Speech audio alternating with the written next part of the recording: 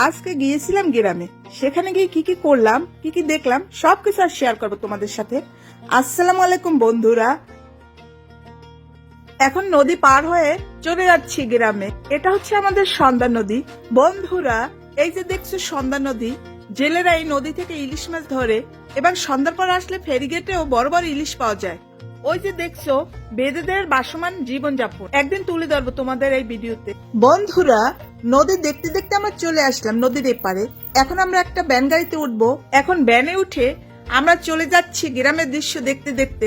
বন্ধুরা, গ্রামের আঁকাবাঁকা পথ দেখতে দেখতে চলে আসলাম আমার আত্মীয়র বাসায়। এই যে দেখছো, এটা হচ্ছে তাদের বাগান বাড়ি। এসেই তাদের বাগান বাড়িটা ঘুরে ঘুরে তোমাদের দেখাচ্ছি। বন্ধুরা, ছাদে দাঁড়িয়ে দাঁড়িয়ে দেখছি চারিদিকে দৃশ্যটা খুবই ভালো লাগছে। এখানে ধানের চাষ করেছে।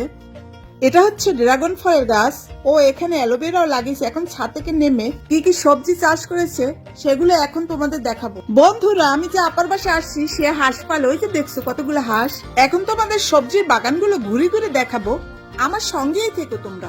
বন্ধুরা, গ্রামে থাকার মজাই আলাদা। এখানে সবকিছু পাওয়া যায় তরতাজা এবং মুক্ত বাতাস, খোলামেলা জায়গা। বন্ধুরা, আমি যে আপার বাসা আসছি, এই আপার বাজার থেকে কিছু কেনা লাগে না, সবকিছু তাদের খেতে হয়। যেমন তারা হাঁস মুরগি পালন করে এবং বিভিন্ন রকম সবজি, ধানের চাষ করে, আনারসের বাগান। এখন আমরা আরেকটা সবজি খেতে যাচ্ছি আপাদের। গ্রামে এখনো ছোট ছোট চার পাড়ি যেতে হয় বাগানে। এই যে দেখছো মিষ্টি কুমড়া ক্ষেত। এখানে আমি একটা মিষ্টি কুমড়া নিয়ে যাবো আজকে। এই কুমড়া গুলা খেতে খুবই মজা। বন্ধুরা, পাশেই দেখছো বরিশালের কদু, খেতে খুব মধু। এখন আমি কিছু কুমড়া ফুল তুলে নিচ্ছি, কুমড়া ফুলের বড়া খাবো। আমাকে এই কুমড়াটা গাছ থেকে ছিঁড়ে দিল। এখন কিছু টমেটো ছিঁড়ে নেবো গাছ থেকে। গাছ থেকে টমেটো ছিঁড়ার মজাই আলাদা। এই গাছ থেকে কিছু মরিচ ছিঁড়ে নিলাম।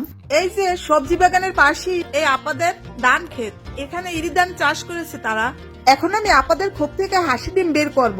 তোমরা আমার আপাদের বাড়িতে চলে আসো, সব পুষ্টিকর খাবার এখানেই পাবে।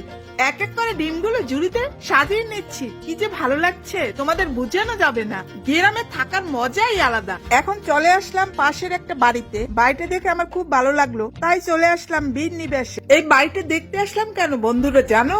বাড়ির সামনেই একটা শান বাঁধানো পুকুর। বন্ধুরা, আমার ভিডিওটি এখানেই শেষ করছি। তোমরা ভালো থেকো, সুস্থ থেকো। আল্লাহ হাফেজ।